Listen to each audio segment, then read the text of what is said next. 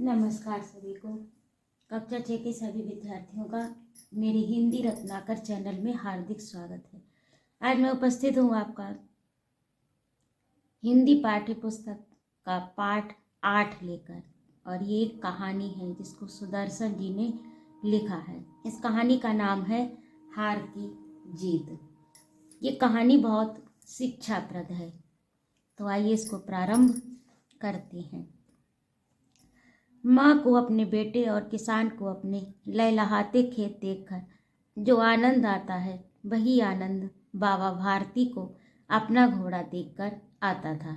भगवत भजन यानी भगवान का भजन से जो समय बचता वह घोड़े को अर्पण हो जाता, यानी जितना भी समय उनका ईश्वर भजन के बाद में बचता था उसे वह घोड़े को समर्पित कर देते थे, अर्थात घोड़े की सेवा किया करते थे।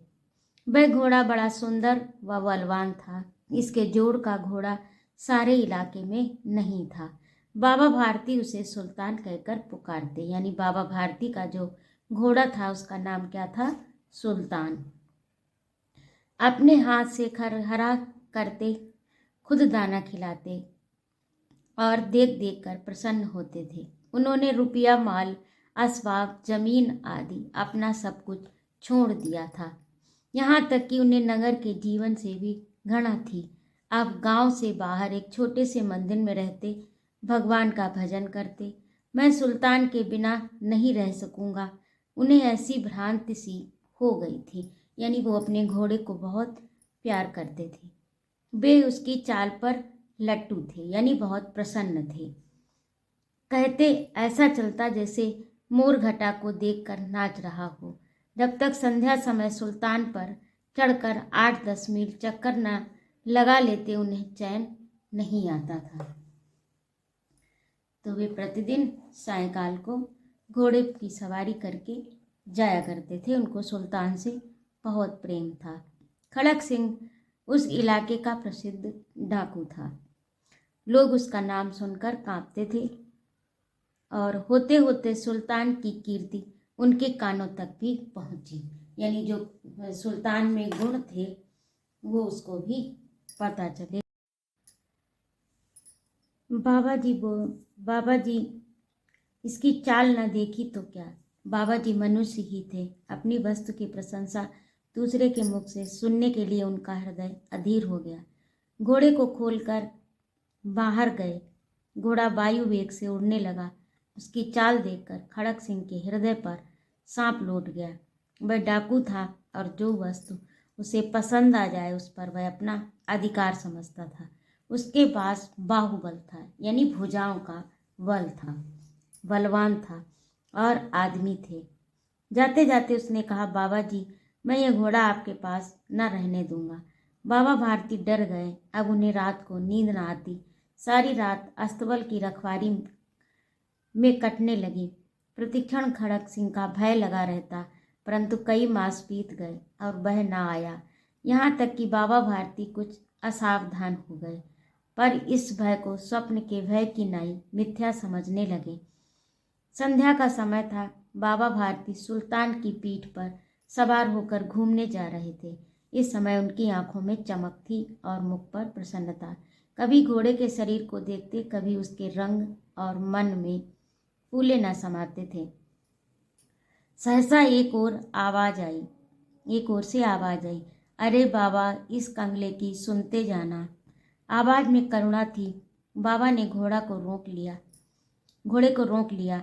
देखा एक अपाहिज वृक्ष की छाया में पड़ा कराह रहा है। बोले, क्यों, तुम्हें क्या कष्ट है? अपाहिज ने हाथ जोड़कर कहा, बाबा, मैं दुखिया हूँ, मुझ पर दया करो। रामावाला यहाँ से 3 मील है, मुझे वहाँ जाना है। घोड़े पर चढ़ा लो, परमात्मा भला करेगा।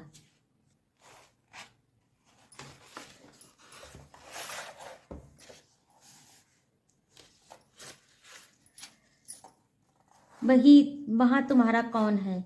दुर्गा दैत्य वैद्य का नाम सुना होगा, मैं उनका सौतेला भाई हूँ।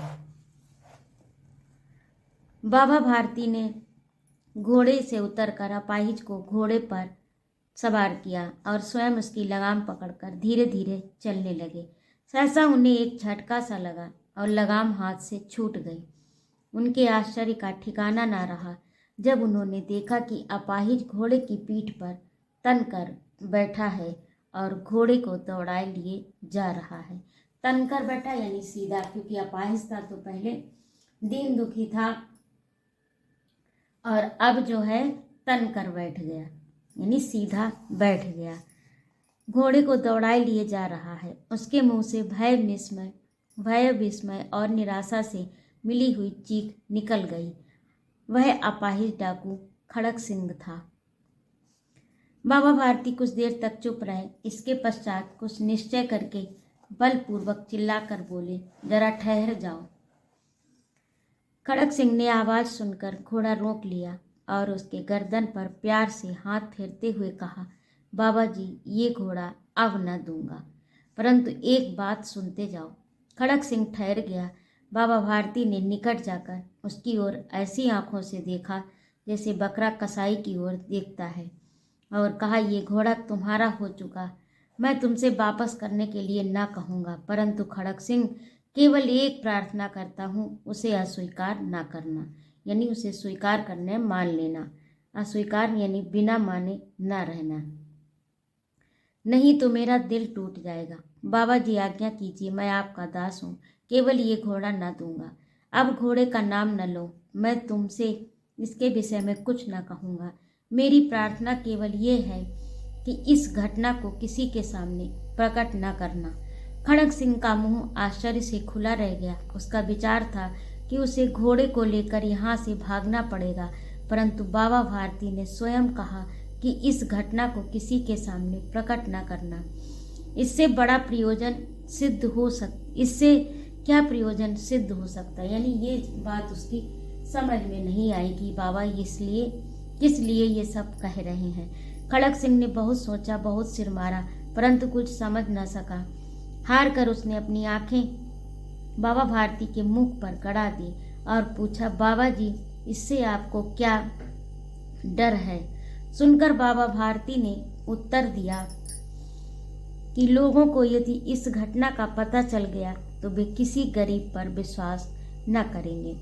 ये कहते कहते उन्होंने सुल्तान की ओर से इस तरह मुंह मोड़ लिया जैसे उनका कोई संबंध ही उससे न रहा हो।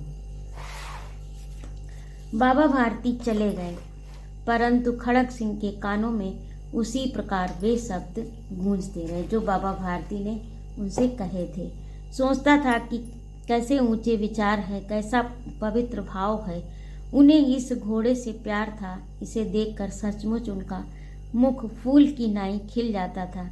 कहते थे, इसके बिना मैं न रह सकूंगा। इसकी रखवाली में वे कई रात सोए नहीं।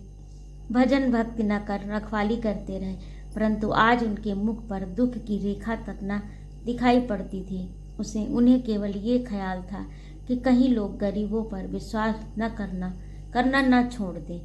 ऐसा मनुष्य नहीं, देवता है, क्योंकि उन्होंने इसलिए कहा था कि वो अपाहिज और दीन बनकर करा रहे थे, तो उन्होंने उनकी मदद कर दी। और जब ये घटना लोगों को सुनने को मिलेगी तो लोग उस पर गरीबों पर दया नहीं करेंगे।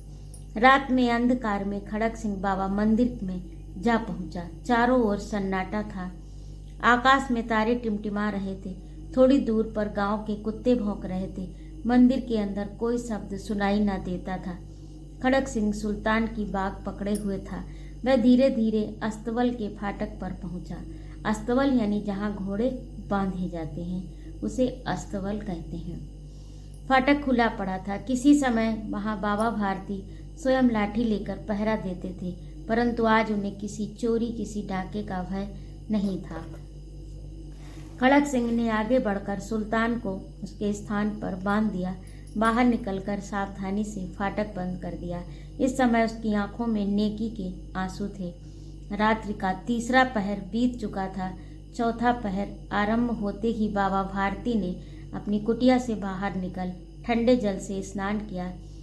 इसके पश्चात इस प्रकार जैसे कोई स्वप्न में चल रहा हो, उसके पांव अस्तबल की ओर बढ़े, परंतु फाटक पर पहुंचकर उनको अपनी भूल प्रतीत हुई। साथ ही घोर निराशा ने पावों को मन भर भारी बना दिया। वे वहीं रुक गए। घोड़े ने अपने स्वामी के पावों की चाप को पहचान लिया और जोर से हिनहिनाया। अब बाबा भारती आश्चर्य और प्रसन्नता से दौड़ते हुए अंदर घुसे और अपने प्यारे घोड़े के गले से लिपटकर इस प्रकार रोने लगे, मानो कोई पिता बहुत दिन से बिछड़े हुए पुत्र से मिल रहा हो। बार बार उसकी पीठ पर हाथ फेरते, बार बार उसके मुंह पर थपकियां देते। फिर वे संतोष से बोले, अब कोई गरीबों की सहायता से मुंह न मोड़ेगा। तो ये थी कहानी। कितनी अच्छी कहानी थी बाबा भारती और खड़ग सिंह के घोड़े, बाबा भारती के घोड़े और खड़ग सिंह की। इस कहानी को लिखा है सुदर्शन। इनका वास्तविक नाम बद्रीनाथ भट्ट था। इनका जन्म 1895 ईस्वी में पंजाब स्थित सियालकोट, यानी जो वर्तमान में पाकिस्तान का हिस्सा है, हुआ था। कक्षा 6 में ही इन्होंने अपनी पहली कहानी लिखी थी।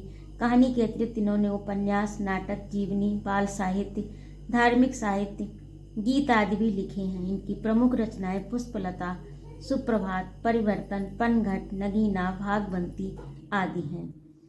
आपने अपनी कहानियों में आदर्श की प्रतिष्ठा की है।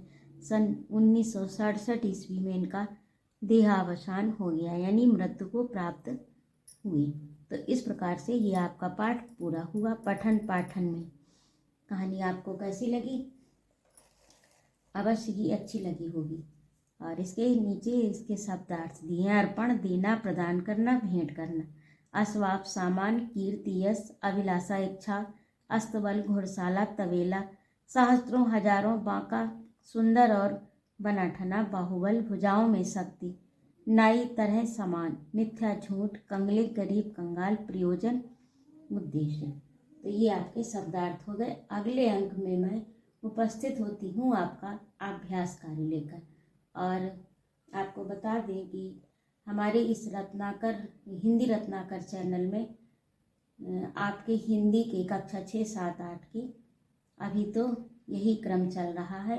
आगे मैं कक्षा 9, 10 और 11, 12 स्नातक कक्षाओं तक की क्लास लेने का प्रयास करूँगी। अभी तो मेरा प्रारंभ है।